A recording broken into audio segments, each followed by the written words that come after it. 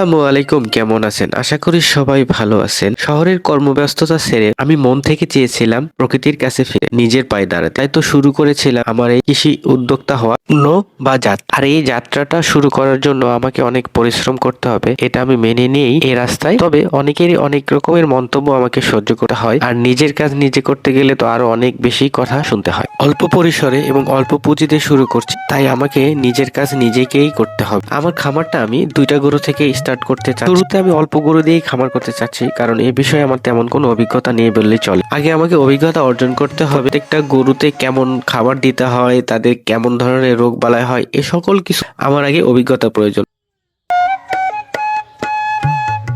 এর হাতে অল্প খরচে সাদামাটা ভাবে খাবার তৈরি করার এই অভিজ্ঞতা সত্যিই অসাধারণ।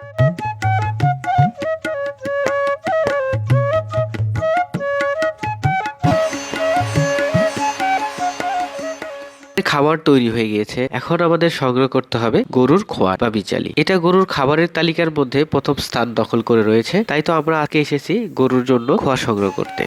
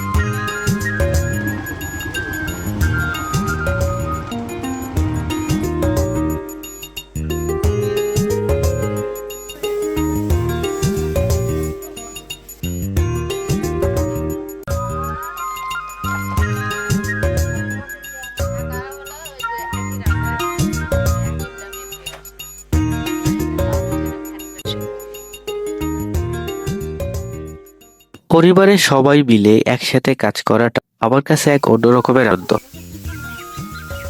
আর সংগ্রহ থেকে শুরু করে মাচা তৈরি প্রতিটি ধাপে যুক্ত হচ্ছে নতুন অভিজ্ঞতা, আর এই অভিজ্ঞতাগুলোকে কাজে লাগিয়েই ইনশাল্লাহ একদিন আমার খামারটা বড় হবে।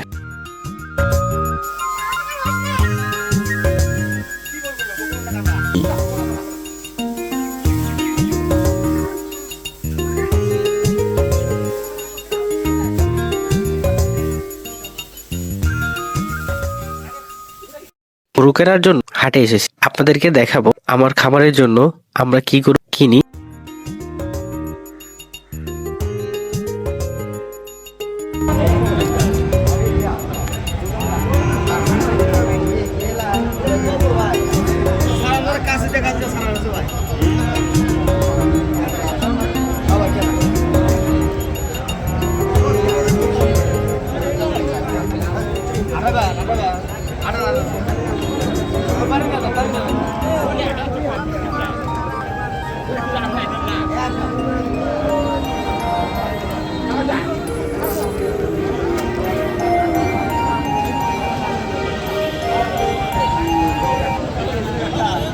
হাটে গিয়ে পছন্দসই গরু মেলেনি, তবু আমি নিরাশ নই। আমার এই খামারকে আমি একদিন বড় করে তুলবই, এই বিশ্বাস আমার আছে।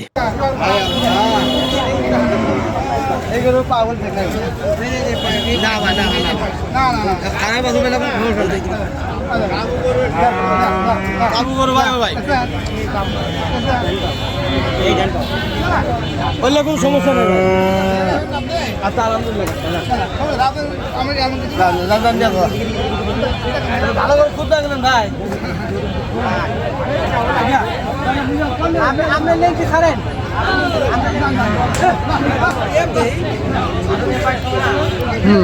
কোনো সমস্যা নেই ভাই, আপনি পাকাবো হালকা সমস্যা ভাই। এই গরু কিন্তু পালা লাগবে মেলা দিন আগে করে দিয়ে দিচ্ছে। এই গরু সর্বনিম্ন 1.5 বছর পালা লাগবে।